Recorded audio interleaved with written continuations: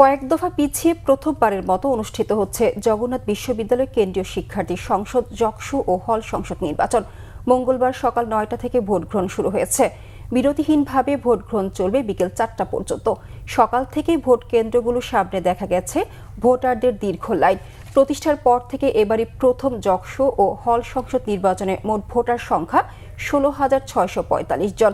নির্বাচন কমিশনের তথ্য অনুযায়ী বিশ্ববিদ্যালয়ের ৩৯টি কেন্দ্রের ১৭৮টি বুথে ভোট গ্রহণ চলছে। নির্বাচনে মোট ২১টি পদে প্রতিদ্বন্দ্বিতা করছেন ১৫৭ প্রার্থী এবং হল সংসদের ১৩ পদে ৩৩ প্রার্থী। হলের শিক্ষার্থীদের হল সংসদে ভোট দেওয়ার পাশাপাশি কেন্দ্রীয় সংসদের জন্য আলাদাভাবে ভোট দিতে হবে। ভোট গ্রহণ শেষে ৬টি OFR মেশিনে হবে ব্যালট গণনা। ফলাফল ঘোষণা করা হবে কেন্দ্রীয় অডিটোরিয়ামে। ভোট গণনা সরাসরি দেখানো হবে LED স্ক্রিনে।